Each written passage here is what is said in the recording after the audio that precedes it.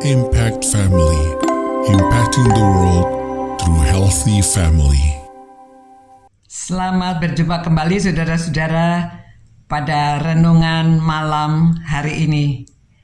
Saya harap saudara semua dalam keadaan sehat dan semuanya berbahagia, berkumpul keluarga bersama-sama membicarakan firman Tuhan dan kehidupan kita.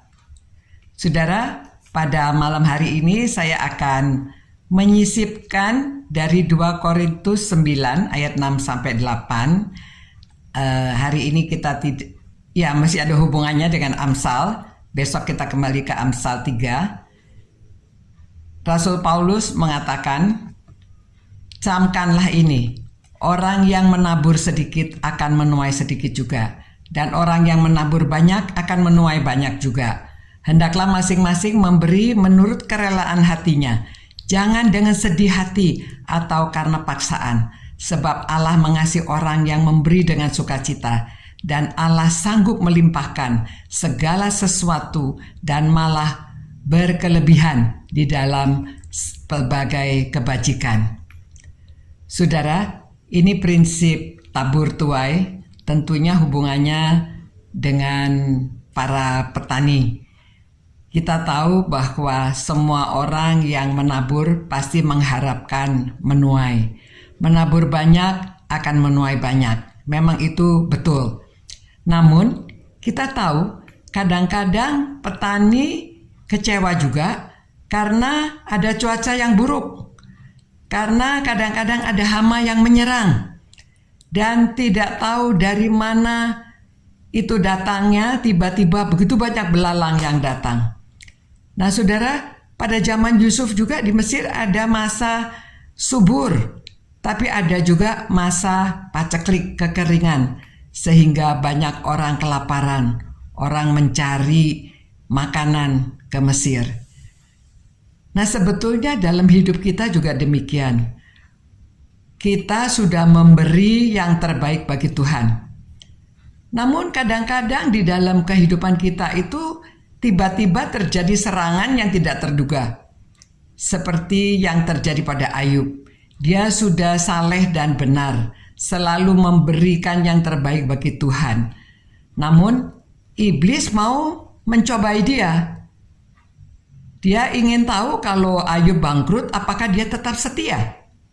Nah kita tahu dalam ceritanya bahwa Ayub tetap setia dan pada akhirnya Tuhan mengembalikan berlipat ganda. Kita memberi untuk pekerjaan Tuhan, untuk pelayanan. Kita jangan menunggu pada waktu kita berkelebihan. Justru pada waktu kita kurang sekalipun, masih tetap kita perlu beribadah dengan harta kita, memuliakan Tuhan dengan harta kita.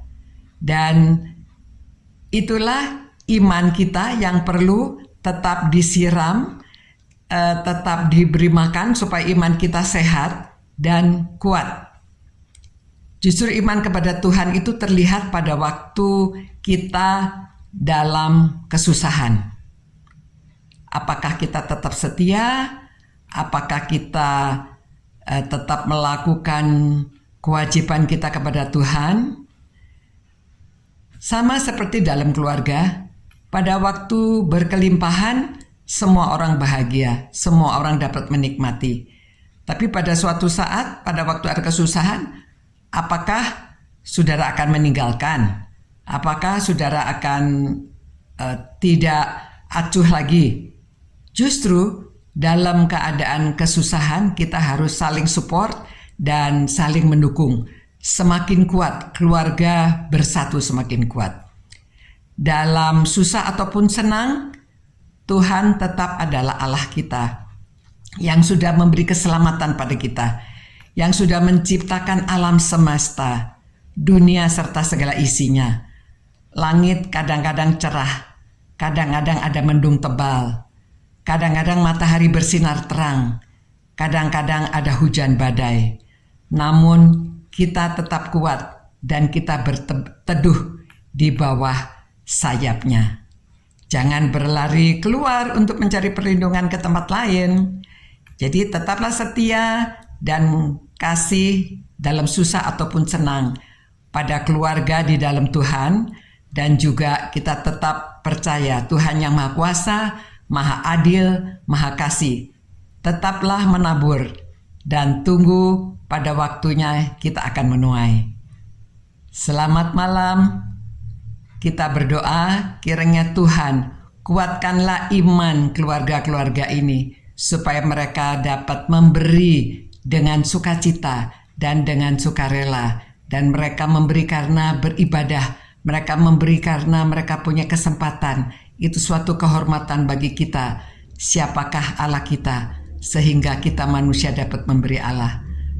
Tetapi semuanya dari Engkau untuk Engkau. Biarlah kemuliaan bagi Engkau saja dari sekarang sampai selamanya. Dalam nama Tuhan Yesus kami berdoa. Amin.